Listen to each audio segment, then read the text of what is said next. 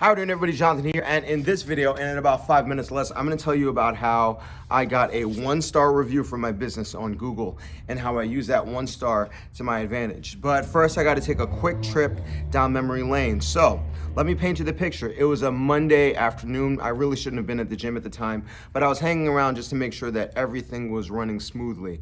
Gabrielle is my admin. She usually handles all of the onboarding. And I was checking in with Gabrielle and I said, how are things looking for our onboards today? And then she said, it's going good, but we have this one weird situation where the person's mother called in and she was calling in for her son. So we thought that it was gonna be a teen doing our teen class. Turns out the son was 34 and we both kind of chuckled about it. And I thought, well, that's odd that a 34-year-old man needs their mother to call them, but whatever, I'll assume that he's a man-child or he's just really busy. Whatever the case is, the mother called in for the son. Consultation was that day. So I believe Nicole was running the class at that time.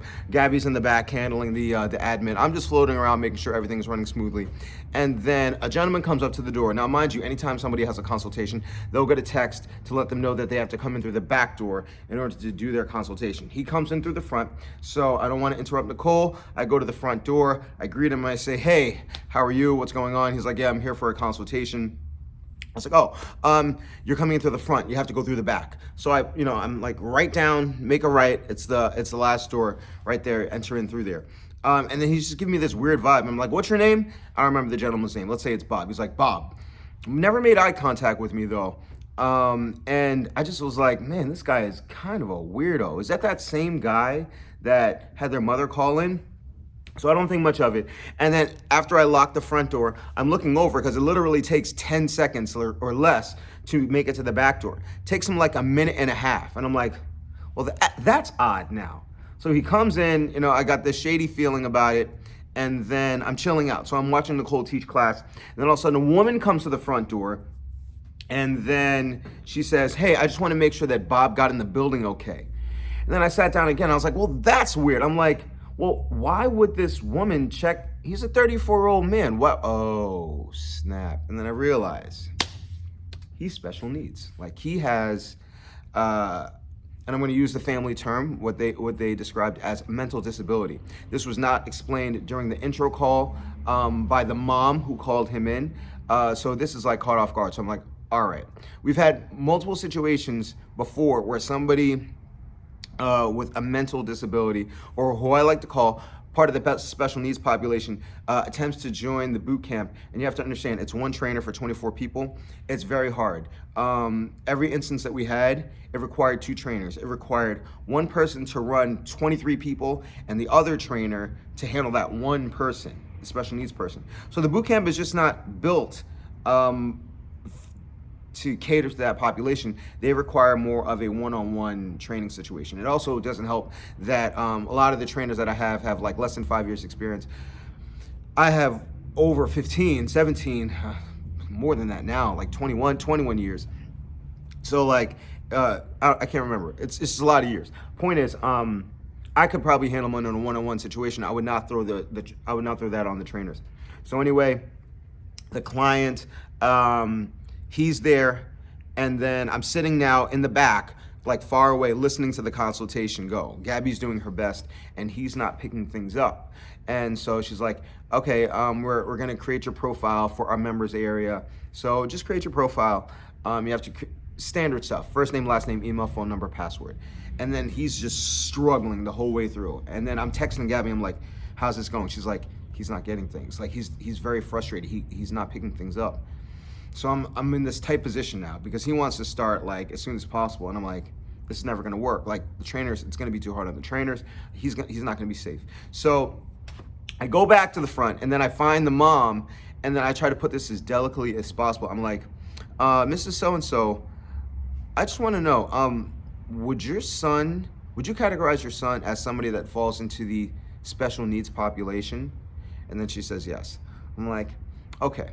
To be quite honest with you, from what I'm saying during the consultation, I'm not sure that this is going to be the best scenario for him because it's the class that he was trying to sign up for was a class that's routinely full, so that's usually 24 people.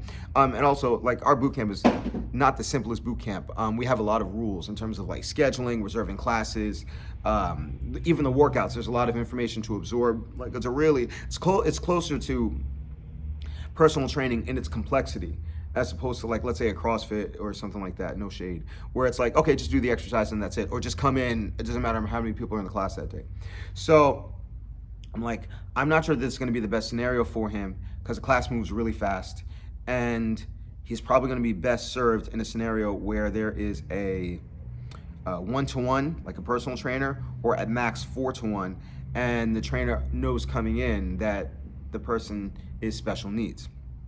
So I tell Gabby, all right, this is what we're gonna do. We're gonna have to tell, either way, the class is full anyway. We're gonna have to tell Bob, for now, let's just hold off for a second, because I really didn't know what he could do. I could just go based on like his conversational skills, which were low, like his social skills. I was like, let me give it a second. Let me think about how I'm gonna handle this. And I was thinking maybe I'll put him through a one-on-one workout, and then if he can get through it, I'll see how well he can do it, because some people, it's like, as soon as you start to explain the workout, they have no idea what they're doing. So I was like, maybe I'll do that. So then she finishes the consultation, gets him on his contract, he goes home. And I'm thinking like, man, why didn't the mom tell us? So this is gonna be over 5 minutes, I apologize. So anyway, an hour later, Gabrielle gets a call. It's Bob's brother. And then Bob's brother is livid and he's crying. I'm like, all right, you gotta calm down, Bob's brother. He's super emotional, and I understand his position because I have somebody in my family with special needs, my youngest sister. Coaches have people in their families with special needs. Clients have family members with special needs. Like, I'm very familiar with the population. I'm very sympathetic to his situation. But it made me confused as to why he did not inform us in the call. Like, we wouldn't figure it out. Like, it was blatantly obvious after talking to Bob for like 5 minutes. 1 minute, actually. So anyway, he's crying, he's getting upset, he wants to fight me. I'm like, choose your words wisely, choose it. I'm like, bro, just relax. Like, I'm not against you. And one of the main reasons why he got so upset, his mom told him that I said that his brother was too slow to take the classes, which I would never say, and I never said it. So you said he's too slow. I never said that. Obviously, he's gonna believe his mom. He's not gonna believe me. So I explained to him, listen, this is not the best scenario. He's gonna need like a 1-to-1 or maybe a 4-to-1. So he hangs up the phone on me. I'm like, all right, whatever. I give it some time. I call him back. I'm like, listen, I'm just trying to explain, like, this is maybe the best option. Like, don't send him to a CrossFit. Don't send him to an S45. Don't send him to maybe you shouldn't send him to an Orange Theory, or at least if you're going to, let them know ahead of time. Doesn't want to speak to me. Hangs up the phone. This was maybe 3 weeks ago. So yesterday, I just happened to get an alert. You got a new review, 1 star. Who was it? Bob's brother. And of course, he relays the story and he says, horrible boot camp. I tried to enroll my brother who has a mental disability, and he said that my brother was slow. So you think, oh no, 1 star. Here's why I was not upset, all right? Number one, if you get all 5 stars, nobody's gonna believe that it's true. They're gonna believe that it's all spam. Number 2, when people are reading a business, a profile for reviews, and I do it too, even on Yelp, they'll go straight to the negative reviews and see what the negative people had to say. So I knew that was gonna get the most amount of eyes. So I took the time to flip it, and I explained. I was like, well, unfortunately, the information relayed back to this reviewer was false. We never called him slow, but I said everything else is true. We did say that this boot camp might not be best for him. We deal with the special needs population all the time, and it's not the safest situation. I said before, and I still stand by it, that he would be better in a 1-to-1 or 4-to-1 ratio. And at BFF Bootcamp, we don't take everybody's money. So if we don't feel that we can help you, we're not gonna take your money. And we would not have put him in a safe environment. So I hold no ill will against you. And I definitely sympathize, but I don't apologize. And this is a message to anybody out there. Like, you have to understand, if we can't help you, or if we feel that we are not the best option for you, we won't take your money, all right? And I'm not sure that anybody can take issue with that. Maybe they'll look at it and go like, oh, you turn somebody away from with a mental disability. If you have any sense, you'll know, like, That's not easy. That's not easy to deal with. That's not an easy situation to train.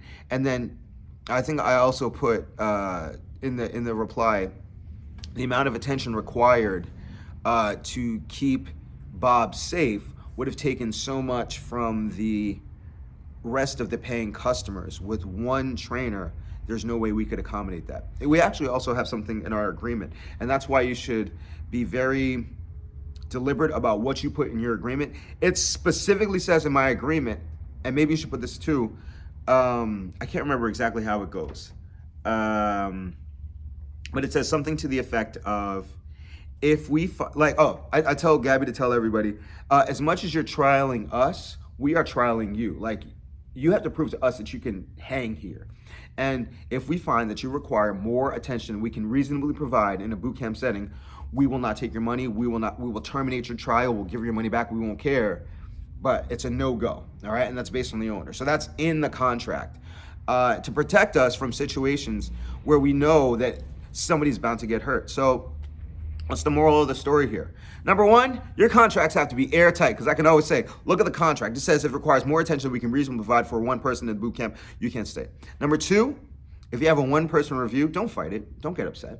If it's acknowledge what's true, also point out what's false, and then give a clear understanding, and use that because you know everybody's going to have eyes on it.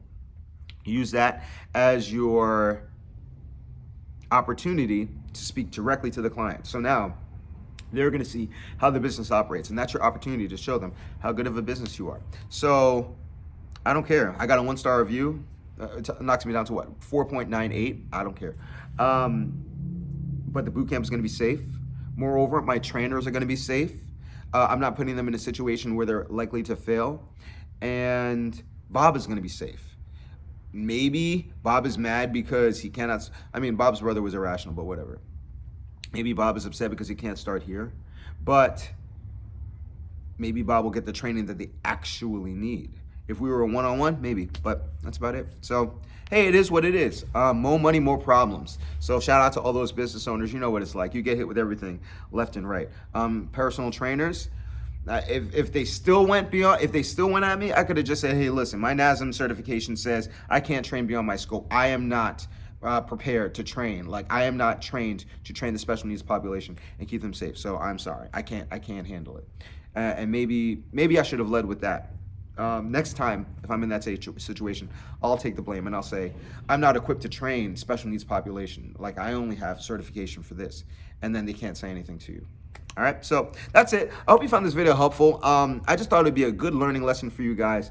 I have a lot more time on my hands since I have trainers. I'm rarely running classes anymore, so I have a lot more time to dedicate to the channel. So it's just the things that I run into as a boot camp owner, business owner, trainer. I'll be able to put more on the channel. So if you have any questions, comments, or concerns, feel free to comment below. If you like this video, you know likes help me a lot. But stay tuned, keep posted. I'll have more videos, and as always, remember to eat healthy, hydrate, drive safe. Stress levels don't get rest. Don't stab anybody. Love your clients, say I love you back.